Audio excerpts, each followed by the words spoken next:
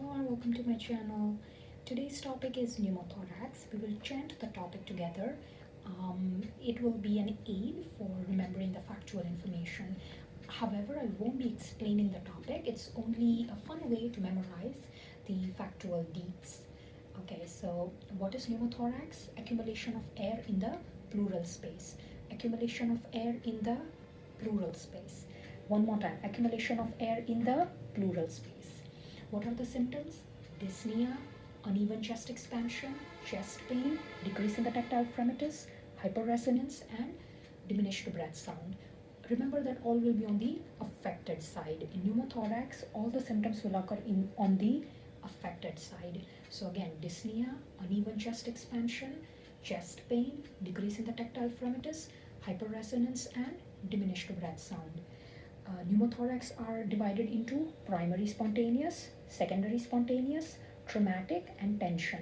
Again, primary spontaneous, secondary spontaneous, traumatic, and tension. Primary spontaneous is due to rupture of an apical subpleural bleb or cyst. Rupture of an apical subpleural bleb or cyst. Who are at risk of primary spontaneous pneumothorax? Tall, thin, young male smokers. Tall, thin, young male smokers. Again, different types of pneumothorax: primary spontaneous, secondary spontaneous, traumatic, and tension. Secondary spontaneous pneumothorax is due to a diseased lung or mechanical ventilation with the use of high pressure barotrauma. So there is some other problem occurring in the lung, a diseased lung, which is causing the pneumothorax, and that is why secondary spontaneous. So a diseased lung, for example, bullae in the emphysema, or infection which has already made the lungs susceptible to pneumothorax, or mechanical ventilation with the use of high pressure causing barotrauma. Now, traumatic pneumothorax occurs because of three things. One, either a blunt trauma, a penetrating trauma, or iatrogenic trauma. Blunt trauma could be rib fracture. Penetrating trauma would be gunshot wound.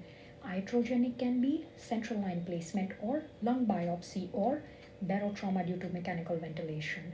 Primary spontaneous at risk: tall, thin, young male smokers. Now, tension pneumothorax can be any of the above. Okay, tension pneumothorax can be any of the above. But the main problem with tension pneumothorax is that once the air enters the pleural space, it cannot escape. So the increase in the trapped air causes the tension pneumothorax. Now, deviation of the trachea away from the affected lung. Deviation of the trachea away from the affected lung. It can cause increase in intrathoracic pressure. It can cause an increase in intrathoracic pressure. What will happen if the intrathoracic pressure increase? Mid-jastrinal displacement, kinking of inferior vena cava, and decrease in the venous output and cardiac output. So if the intrathoracic pressure increases, what happens? Mid-jastrinal displacement, kinking of the inferior vena cava, decrease in the venous return and cardiac output. What is the treatment? Immediate needle decompression and chest tube placement. Immediate needle decompression and chest tube placement. What are the symptoms of pneumothorax?